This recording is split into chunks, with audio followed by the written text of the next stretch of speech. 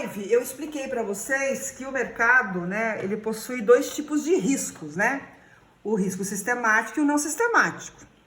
O risco sistemático é aquele que não depende da empresa, é o mercado. Nós, nesse momento, estamos vivendo um risco sistemático com relação ao Covid.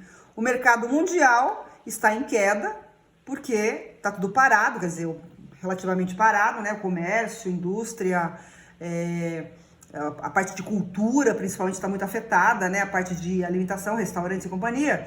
E essa situação fez com que todo o mercado tivesse uma queda absurda, né? Todos os mercados do mundo todo estão relatando aí perdas, né, de PIB, companhia limitada, por conta da situação da pandemia, né?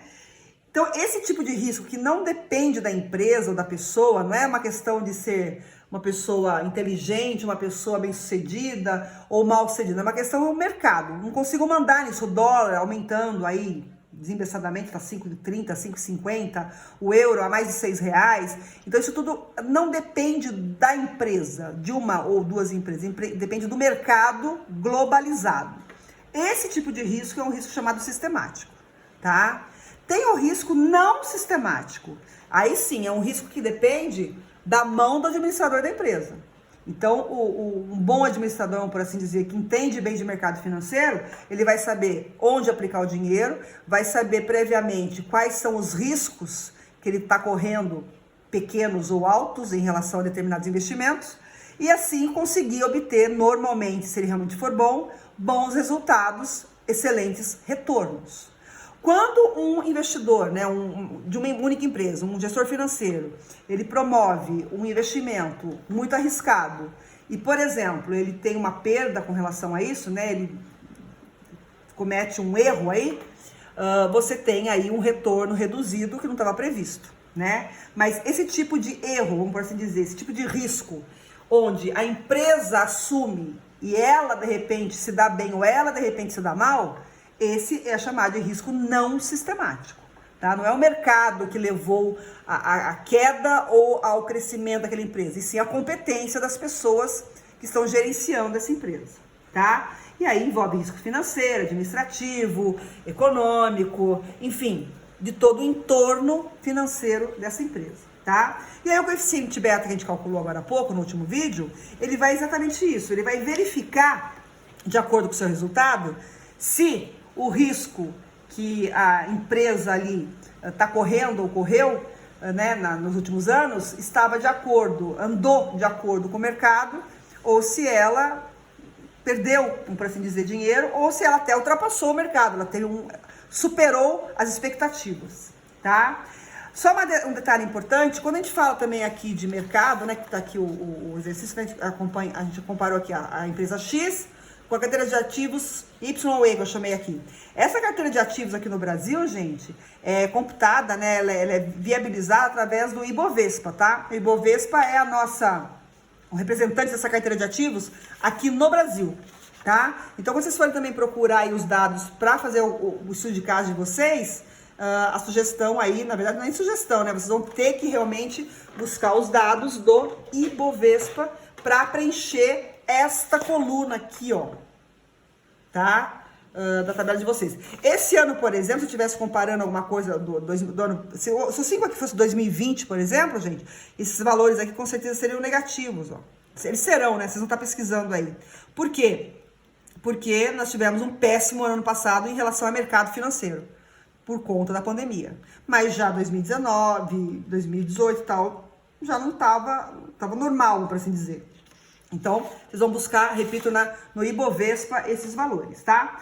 Mas, voltando à questão, então, da interpretação agora do resultado, tá? Reparem que o nosso resultado aqui, ó, do nosso cálculo, dessa situação, o problema deu 0,89. Então, aqui, o que significa, né? Qual que é a conclusão do coeficiente beta,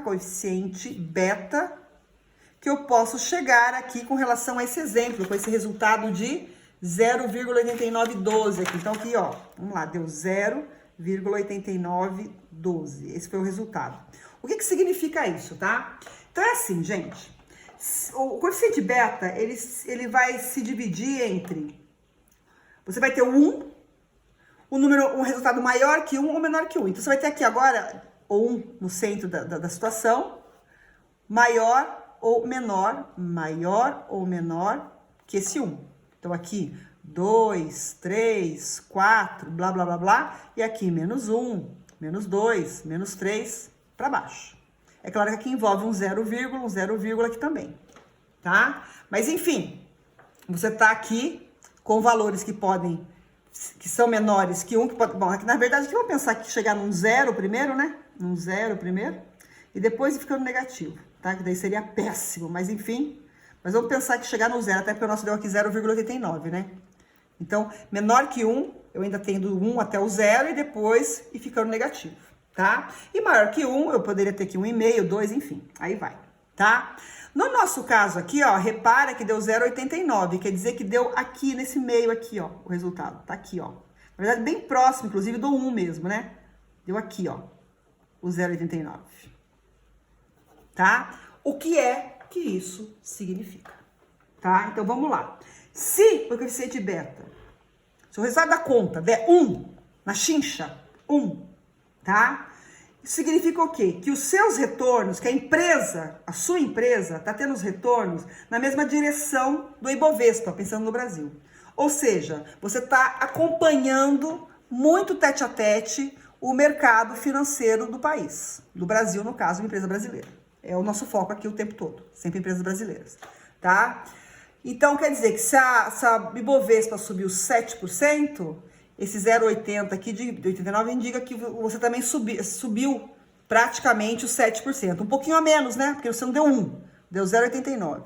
Então, assim, você quase bateu o patamar do mercado, mas ficou abaixo, tá? E quando dá abaixo, que é o nosso caso aqui, 0,89, significa que seus retornos eles vão variar menos. Quer dizer, repito, se o mercado, Ibovespa, deu 7%, num ano, ou 6% no outro, você deu um pouco menos. Você deu, sei lá, do 7, você deu 6, 6,5. Do 6% do outro ano, o seu deu 5. Você deu um pouco menos, mas nada assim grave, porque você está no 0,89, muito próximo do 1, que significa que você está ali tete a tete com o mercado, tá?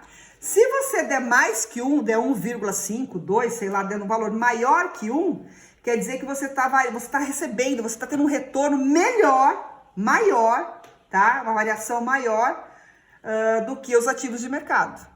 Quer dizer, então, que se o mercado deu 7, você tá com 8, 9, sei lá, depende de quanto maior que 1 e quanto menor que 1, tá, gente?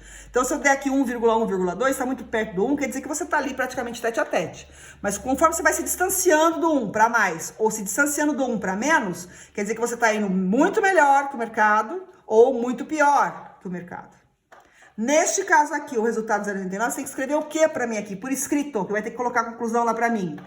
Então, os ativos da empresa X ou A, tanto faz, o nome para mim não importa. De vocês tem um nome, né? Da Taiko, da Panasonic, eu sei lá, do mercadinho da esquina. Vocês vão escolher aí para mim uma empresa, vai dar um nome para ela, tá? Eu tô usando aqui X ou A, qualquer coisa. Então, os ativos da empresa X, aqui, estão praticamente, ou ainda, acho que nem praticamente, vou tirar praticamente, estão muito próximos, acho que essa palavra fica melhor, muito próximos da carteira de ativos do mercado.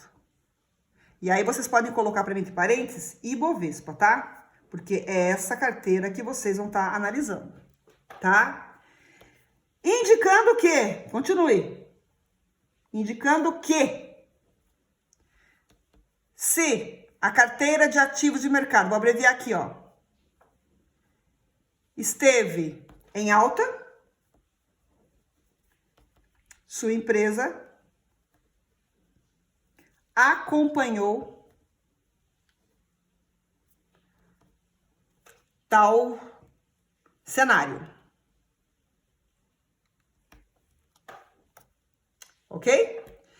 E vice-versa também, né? Vamos colocar o vice-versa. Quer dizer, se a carteira aí andou em baixa, quer dizer que você também tá em baixa. Você acompanhou. O mercado tá ótimo? Você tá ótimo também. O mercado tá péssimo, você tá péssimo também. Porque o 0,89 indica que você tá muito próximo do que o mercado, do que o cenário que o mercado expôs para o mercado na situação atual ou nos últimos, no exemplo aqui, nos últimos 5 anos, tá? Eu pedi para vocês também fazerem simulações aí para mim. Na verdade, eu vou pedir lá para vocês que vocês façam simulações, 2 simulações para mim. Uma com 5 anos e uma outra eu vou pedir para vocês de 3 anos. Vou pedir 2 para vocês fazerem dois estudos de caso para mim, tá? Com a conclusão, finalizando a situação aí.